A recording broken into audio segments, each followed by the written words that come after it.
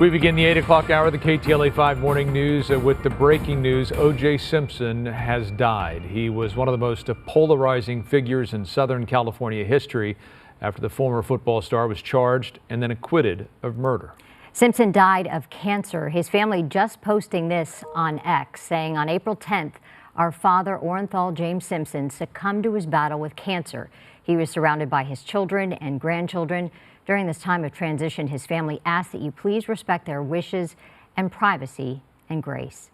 KTLA's Rick Chambers has a look back at Simpson's life and his former football career to the courtroom as well. We, the jury, in the above entitled action, find the defendant, Orenthal James Simpson, not guilty of the crime of murder. It was the trial of the century.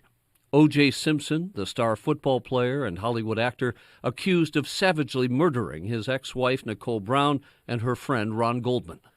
An estimated 150 million people watched the verdict come in live.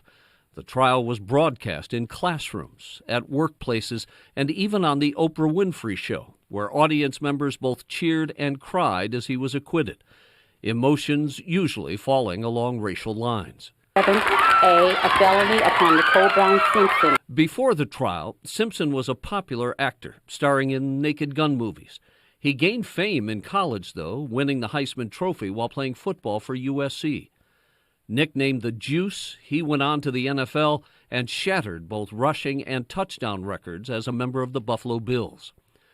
All that changed, though, on June 12th of 1994, as Brown and Goldman's bodies were found outside her L.A. condo. Simpson was an immediate suspect, and 5 days later he was ordered to surrender to police. Instead, he led them on a slow-speed chase down the 5 freeway to the 405 in that now infamous white Ford Bronco, his friend and former NFL player A.C. Cowlings behind the wheel. That evening, he surrendered at his Brentwood mansion. The trial began in 1995 with an all-star lineup of lawyers, nicknamed the Dream Team. One by one, they dismantled the state's evidence, claiming systematic racism and sloppy police work.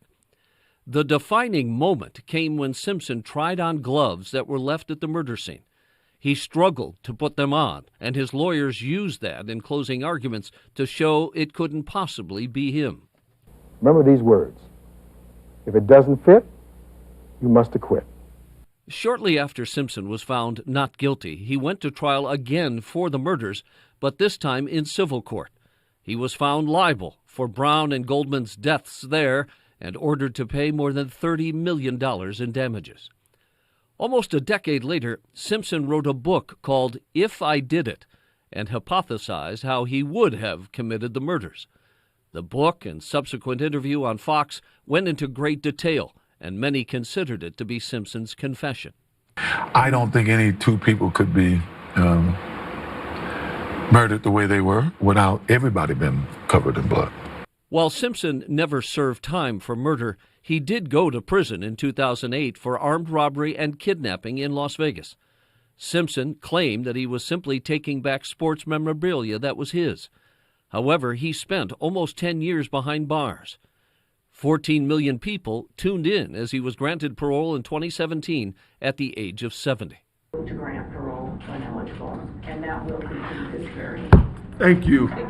O.J. Simpson, a larger-than-life figure whose life and alleged crimes captivated an entire nation. That was Rick Chambers reporting. We will continue our coverage on the death of O.J. Simpson throughout the morning.